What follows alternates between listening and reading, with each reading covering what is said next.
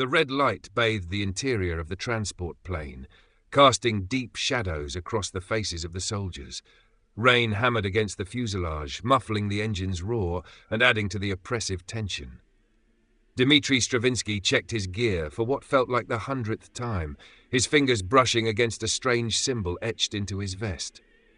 It was likely nothing, just a design added by the manufacturer, but something about its intricate spirals and sharp angles fascinated him. The longer he looked, the more it seemed alive. "You're always staring at things too hard, kid," Cade muttered, crouching beside him. His tone was more amused than harsh, accompanied by a firm clap on Dimitri's shoulder. "Don't overthink it. Job's simple. We jump, secure the target, and figure out the rest later." Dmitri nodded, but Cade's reassurance did little to ease the knot in his stomach. His gaze lingered on the symbol as, almost without thinking, he murmured something under his breath, a string of syllables in a language he didn't remember learning. The words felt natural, rolling off his tongue like they'd always been there. Cade, mid-sentence, suddenly went quiet. A jolt rocked the plane, breaking the moment. Dmitri blinked, startled, and looked up. Cade's expression had hardened into something unreadable before he stood and moved toward the others. But Dmitri had caught it. A flicker of doubt in Cade's eyes, a crack in the armor of the seasoned operative. If Cade could doubt, what hope did the rest of them have? The pilot's shout barely carried over the storm's howl, but the green light flashing above the ramp was unmistakable. It was time. Cade signaled the team forward.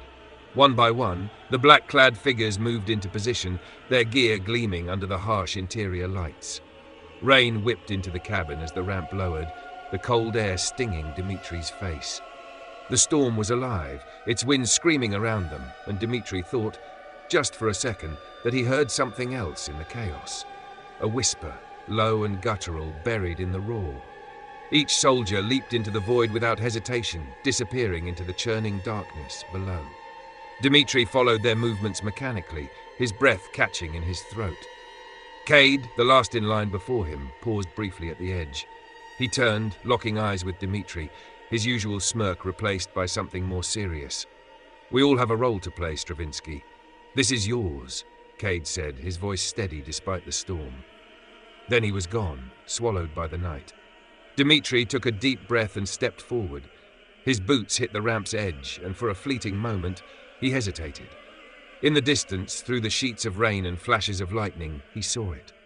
An immense shadow loomed in the ocean below. It wasn't a ship, nor an island, nor anything Dmitri could name. It absorbed light, its edges shifting like smoke on the water. He tried to speak, to shout a warning, but the words stuck in his throat. Instead, he leaped, the winds tearing at him as he fell. The world was a cacophony of sound and sensation, rain slashing against his goggles, the harness biting into his shoulders. Dimitri's breaths came fast and shallow as he plummeted, his mind racing. The shadow in the ocean stayed with him, etched into his vision, even as the clouds swallowed it up.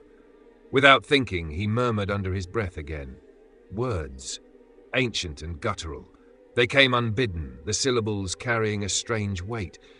He realized he was praying, but not to any god he knew. The whispers in the storm returned, just as faint as before, and Dimitri's heart raced. The shadow was gone, but its presence lingered, clinging to the edges of his mind. And for the first time, Dmitri understood what Cade had meant. This wasn't just a mission. It was something much bigger.